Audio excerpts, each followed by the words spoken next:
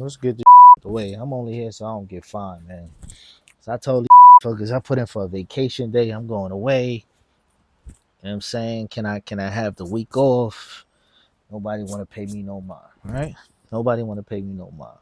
Birthday week up coming up. I'm traveling. I put in for a sick day. Nobody want to carrying on some shit. All right, bet. I'm only here so I don't get fined, y'all. So Come on, it's not that bad. have at it with whatever, man. What we talking about today, man? Let's see what's going on. What we got? What we got on the docket, man? Well, let's talk fashion. I guess let's get into it, man. Roll the tape.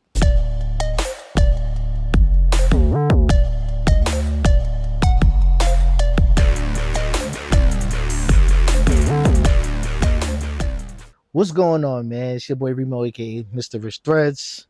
Back to another installment. Let's talk fashion, powered by the JBT Network. It's your favorite place where we talk fashion, sports, music, the culture, hip hop, all that good shit intertwined. Don't forget to rate, comment, like, subscribe, tell a friend, share it. Jump in the comment sections and have a blast because we know we love the engagement. We love going back and forth. There's no right, there's no wrong. And let's just keep this going. So, we family by now. You know what I mean? I got triggered, man. Before we even get into any fashion talking, I just want to talk some cultural shit that had me on an uproar. So I came across this video, this young lady. Matter of fact, y'all check it out, and then we come back and we'll get into it. Bare minimum or princess treatment. Buying her flowers, bare minimum. Buying her jewelry like a Rolex, princess treatment. Picking her up from work, dropping her off to work, bare minimum. Paying for the first few dates, bare minimum. Never letting her pay for any dates ever, princess treatment. Paying to get her nails done, bare minimum. Paying to get her nose fixed, princess treatment. Taking her to work, bare minimum. Telling her you don't have to work, princess treatment. Paying for her rent, bare minimum. Buying her a condo, princess treatment. All right, so I was triggered by this video because it's like bare minimum versus princess treatment, right? So the thing is, who really could exist in this world giving pure, princess treatment to somebody and still live a regular life, unless you really an athlete, an actor, or some musicians. Not all musicians are rich. Not all music, they don't got it like that. Scammers, you know what I'm saying? Is drug dealing still a hobby? Is that a profession still? I don't even like where do you buy the drugs at? I don't even think that's a thing. All the convenience stores we got over here sell weed. So are they still selling drugs? But whatever the case is, my thing is it's a far fetch from reality. Because it's like there's so much hardworking people out here. And remember, the working class that's out here, only about 15% of the United States in general make 100,000 or better.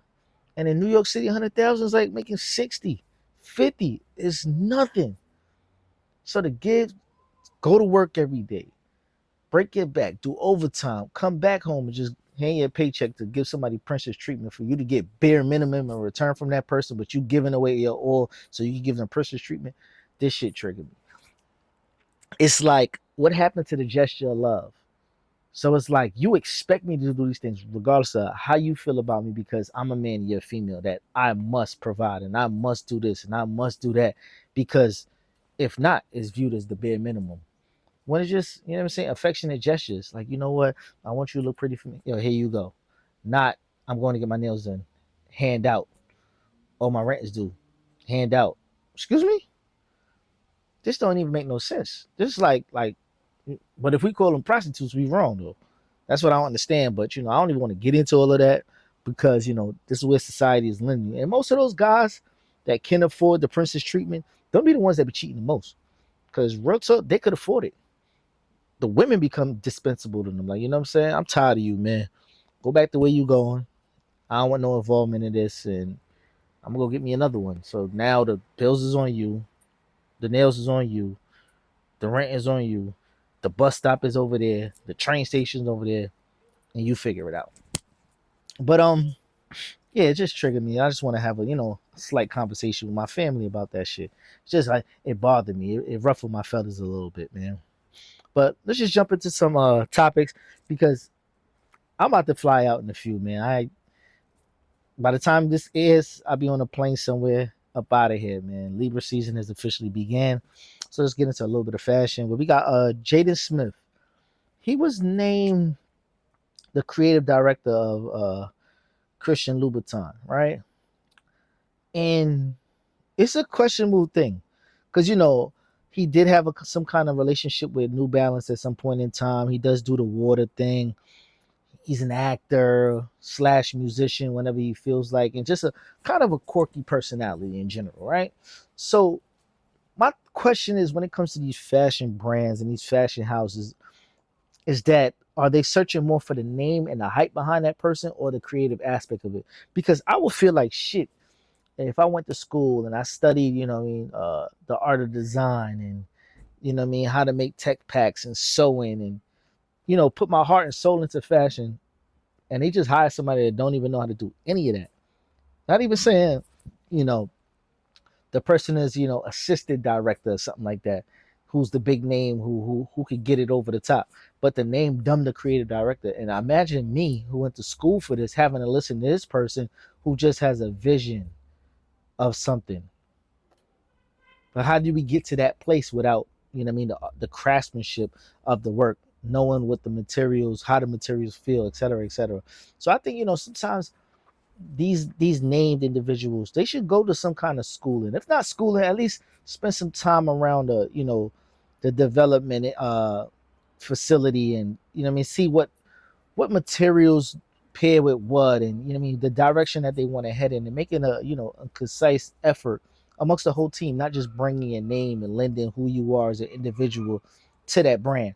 We've seen people do it like Pharrell's another big name that they had put in that place over that LV. And initially, it didn't look like he had much a stamp on where they was going to take that movement over there. But it looks like he's getting more of a grip on the building, and he's allowed to do a little bit more than initially he was presented to have brought to the table. Tyler the Creator was another collaborator at LV, but Tyler's collaboration looked like something that Tyler would design, if that makes sense. So I wasn't mad at that pairing. Um, Rocky, he's over at Puma, and he's had several different brands that he's associated with, where hit or miss, it was amazing or it wasn't, depending on who you ask. And then there's the big one with Virgil. Virgil kind of,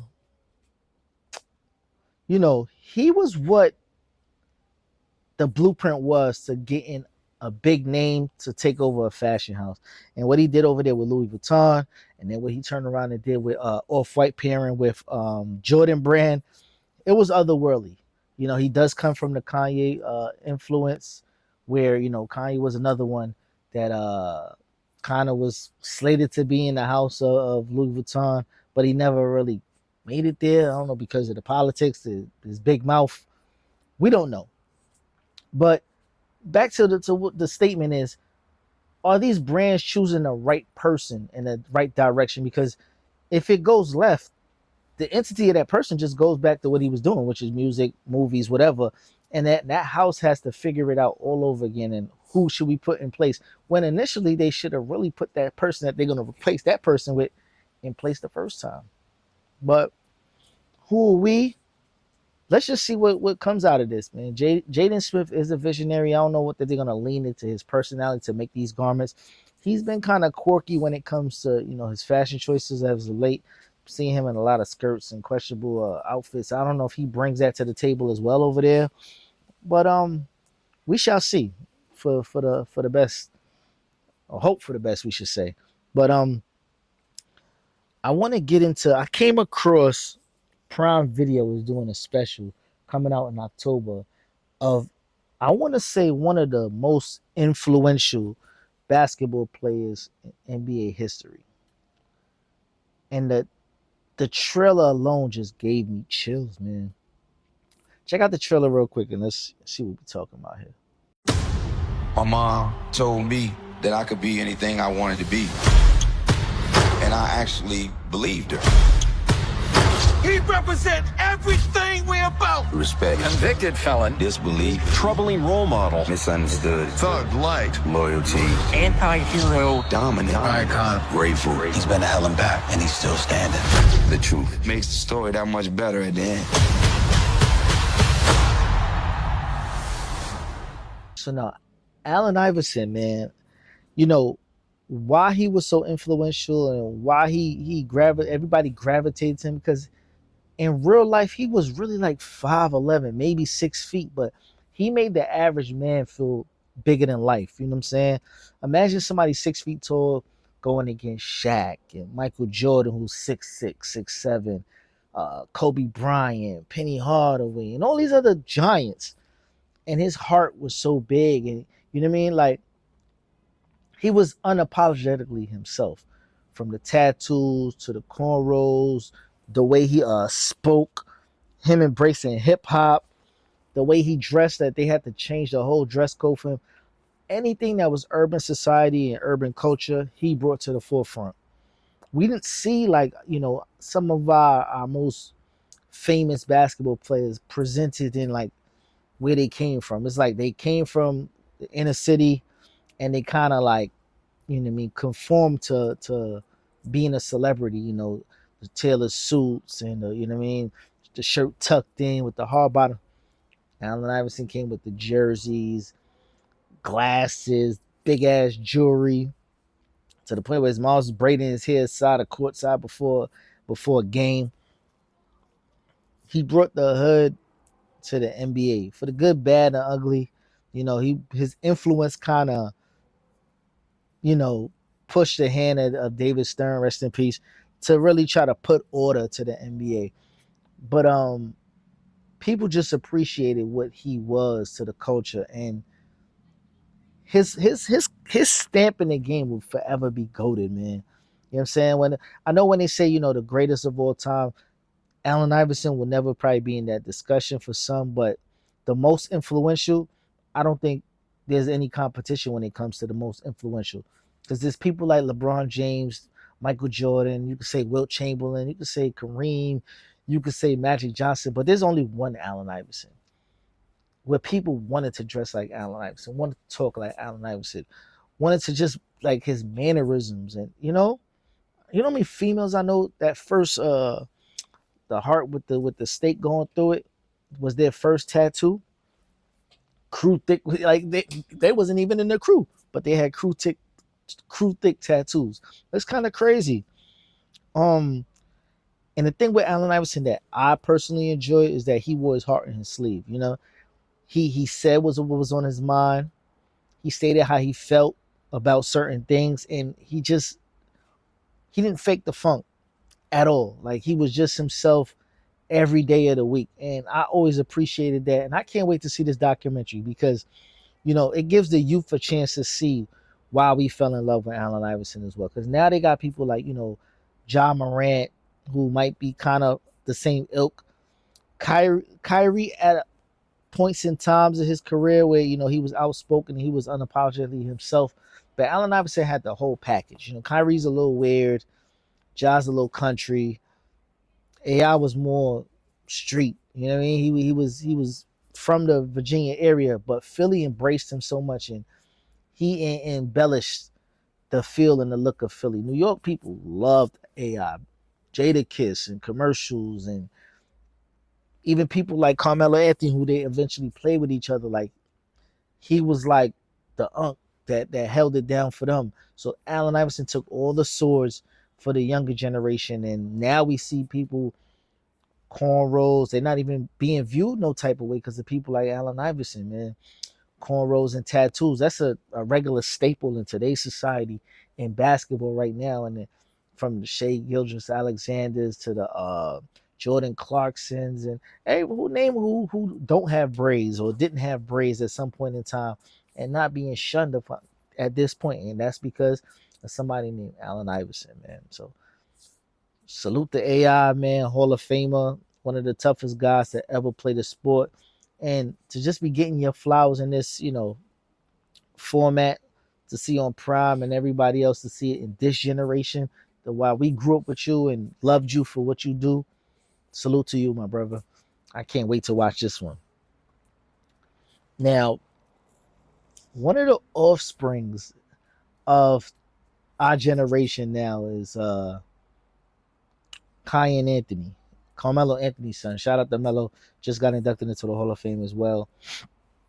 But his son is embarking on a future kind of in his father's footsteps, heading over there to Syracuse University, where he's bringing his talents over there. And, Melo had one of the, if not the best freshman season of all time, but Melo's a Jordan athlete. If I'm not mistaken, he was probably the first Jordan athlete with a signature sneaker. So now we've seen a couple photos emerge of Kyan Anthony in the Jordan 6 PE looking sneaker. It's very colorful, very playful, or whatever the case is. You know what I mean? These kids, they choose, different silhouettes and different color palettes for whatever reason. I really can't understand. I'm about to be 40 next week. You know what I mean? I can't keep up with the kids, but the thing is the influence that this kid has. So my question is, does Jordan Brand sign him straight in college? Do they sign him to an NIL deal? And if he actually does produce on the court and his name is as big as his namesake and he continues on the legacy, he probably would be the most popular college athlete next year when it comes to, the hype surrounded around him. He might not be the best athlete at the time, but I think the name and the stature of, the storyline is there for him. And Jordan Brand continuing that legacy throughout Carmelo's son will be something interesting as well. I think they should give it a shot, and hopefully he holds up to his end of the bargain when it comes to hooping on the court. But this would be a good business decision when it comes to Jordan Brand, because I don't see Jordan Brand right now with an athlete that could really garnish the attention of the masses and the kids. And we got Jason Tatum, but Jason Tatum he doesn't really have a personality that people want to be like Jason Tatum. Luka, maybe in the UK, but I don't see myself in the United States wanting to say I want to hang and be like Luka. No. And then there's Zion. I don't know what's going on with Zion Williamson's career and where his heading and what he's doing with it, but he's another one. I'm not interested in what Zion is doing. And he did have, I think, two special releases, PE Jordan 1s, but that went to the wayside. So Jordan Brand shooting an NIL deal, I think, is good business in this sense and good for the storyline of the Anthony family. So I think y'all should go ahead with that. And ain't that deal, man? I'll be checking out what Kyan got going on this year over there at Syracuse. Hopefully he's successful, because these NBA players and their sons, I know it's hard to continue that legacy as, the second coming to the family, but it's shoes to be filled, and PE sneakers is the way to go with it, man. Speaking about sneakers, now's the perfect time to see what we got on feet. We're going to jump to the kick can where I got, the Joe Fresh Goods New Balance. I think this is a belly editions. Came out in 3 different colors. I got the black colorway. You got patent leather, you got suede, you got a little bit of nylon, off-white color, beige, sail, whatever you want to call it, and real cozy dad unk sneakers or whatever you want to call it, but you put a little fashionable twist to it, and we get these, man. But this is cozy in a fashionable way. But we kept it short and sweet this week, y'all. We officially reached our favorite part of the show. This one is Fashion and Clashing.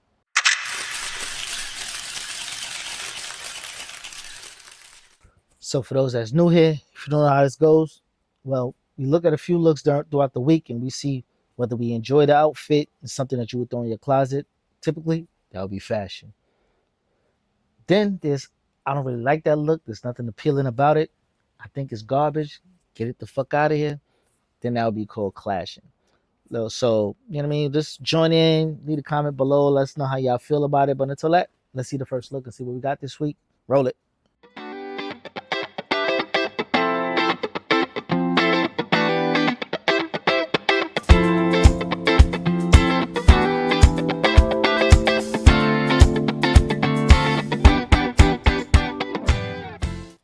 Cozy, comfortable, cool, on the move. Put a little bit of flair to it with the half zip.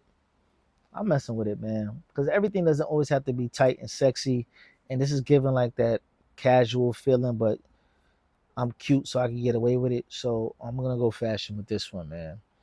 And then the sneakers itself, man, you can't. I know you're going somewhere cozy if you got on some 90s, 60s because them shits feel like pillows, man. So shout out to those. Next look, y'all. See what else we got.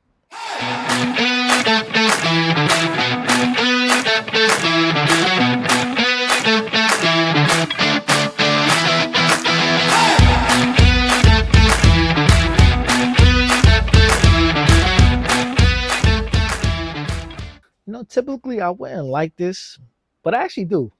Something about the big pants with the whole leotard underneath. It's a little sexy. I don't know if it's the hips. I don't know what it is. And then she paid it with the scarf and the boots. So it's like it's offsetting kind of like the looks. Because you have like the cozy with the big sweats, but then you have the kind of like cowboy boots, and then you got the scarf paired with the hat. So it's look like you put a lot of elements into this one, and it came out better than I initially would have thought it would have. And I'm gonna go fashion with this one now. Fuck it, man. I like, when people put their own spin and their own element on the thing. So definitely fashion. Next look, y'all. Hey y'all, I'm doing the outfit of the day. I'm going to the Chris Brown concert. My glasses are Chanel. My top is from Akira. My skirt is from Akira. I actually cut this top. My bra is Skims. My sneakers are Adidas, but they're from Amazon. And my bag is Chanel. And then Van Cleef and Cartier. All right, bye. The girls are doing good this week, man. I like this outfit again, man. The flannel skirt, creative. She cropped the jersey, dope. The only thing I would have, upscaled a little bit was maybe the footwear, but you get away with it because you're going to a concert, so you got to be a little, cozy when you sit there and enjoy 2-3 hours worth of music. And then on top of that, it's creative looking. Like it looked like she put effort into what she was putting together, and I like it. Proportions is nice. Good looking girl. Fuck it. It's fashion. Next look.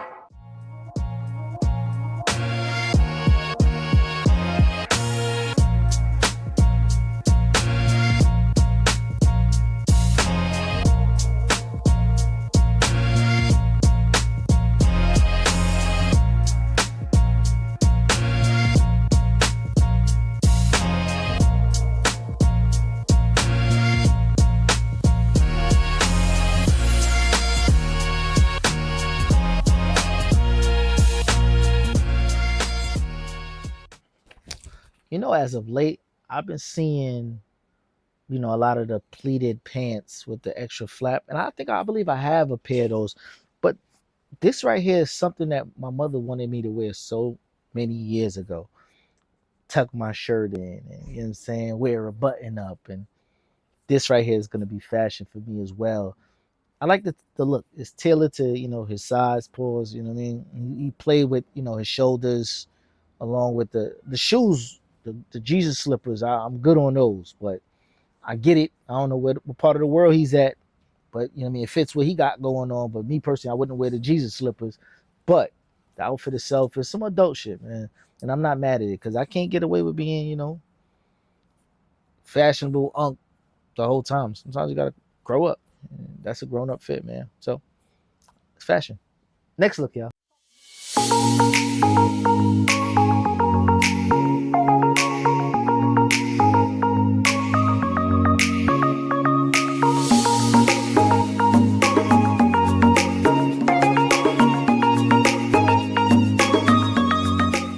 Louise, man, these guys got me ready to go, change my whole wardrobe. This right here is clean as fuck. The way the blazer wraps around and the brown, if y'all didn't notice, he had the blue hint button up shirt underneath the brown, which gives it a different taste to the whole suit. This is fire, man. Down to the shoes. I like everything about this outfit, from the hat to the blazer to the way that the pants is tailored to the shoes. 100% down the line. This is fashion. We doing real good this week, y'all. Let's keep it going. Next look.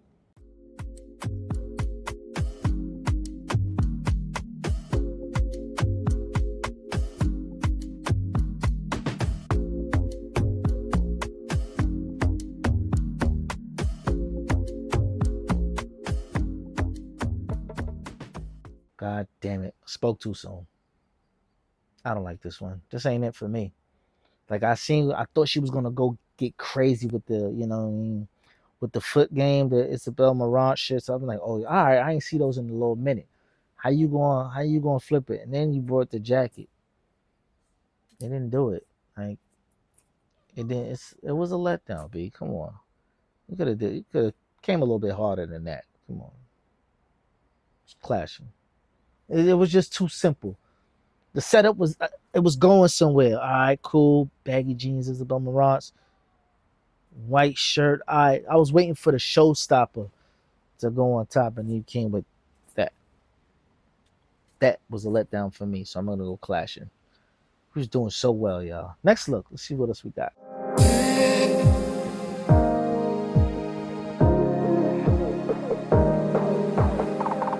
Typically, I wouldn't like the chicken boots. I'm gonna keep it real with you. I'm not a chicken boot liking type of guy, but this kind of set the outfit off.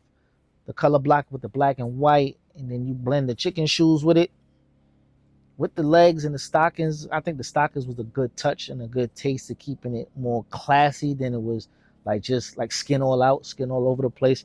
So I'm gonna go fashion on this one with the shoes. Y'all know me, I'm a little harsh when it comes to the chicken shoes and fur shoes and all of that, but she pulled this one off, and I think it was a clean look, and she got away with it. So I'm rocking with it. Fashion. Next look, y'all. I am in a rush, y'all. I'm usually not in a rush, but I am in a rush. So let's go ahead and get through this outfit of the night. We're heading to an event with UGG, and I'm super, super excited. So let's talk about this outfit. Headband is from Amazon. Glasses are Loewe. Y'all, this necklace is by Caitlin Minimalist, and I think it's so cutesy and dainty, and I love it. As well as this watch, y'all, I love it. It's just giving like, oh my gosh, the pearl band. Yes, 10 out of 10. This jacket is from Shein. This skirt is from Revolve. I have on these leg warmers with the little bow on the side. I think it's so cute. They are from Amazon. And then, of course, thank you so much to UGG. They gifted us shoes to wear to the event. So these are some platform Uggs, and I just think they look so, so cute. My scent for today is going to be this Valaya Parfums de Marly.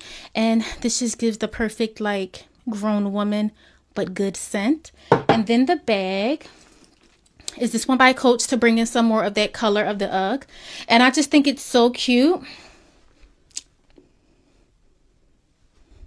Yeah, I think this is so cute. 10 out of 10. And yeah, let's go have an evening with UGG. Let me know what you guys think of this outfit. Rate it from 1 to 10. And I'm going to call y'all back. Bye. I typically like what she wears most of the time, but this one I'm not going to go with. I think she could have sized down on the jacket. I seen where she was going, but I think the jacket could have been sized down because I see she tucked it, but it was so big that it's becoming untucked. So when she started moving around, that jacket itself might be a little bit too big for the outfit. You know, the skirt, the pleated skirt, you kind of want that to live in its own space. And then the Uggs, I get the ankle warmers and shit like that, but I'm not really an Uggs guy. I know she was going to an Uggs event, so it made sense to wear Uggs, but I guess. But for me, it didn't do much for me per se, so I'm going to go clashing. But for y'all might rock with it. I'm not saying it's a bad fit, but just elements of it that just was kind of for me. So I'm going to go clashing.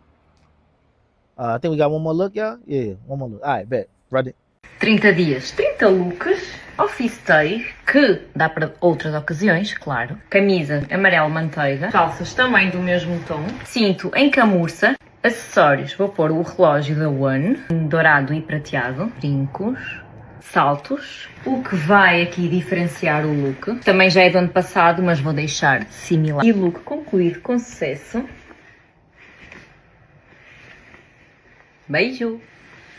First of all, I don't know what the hell she said, but this look like a rich ass auntie for real. This is fashion.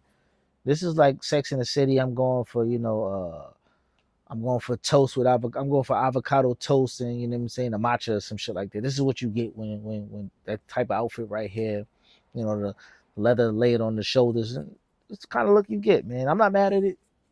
It's not really per se for me, but I could see that it was a fashionable look, man. So it's gonna be fashion. But that's all I got for y'all this week. This your boy Remo, aka Mr. Rich Threads. Don't forget, hit me on IG at rich_threads, RICHE_threads. This is Let's Talk Fashion, powered by the JBT Network.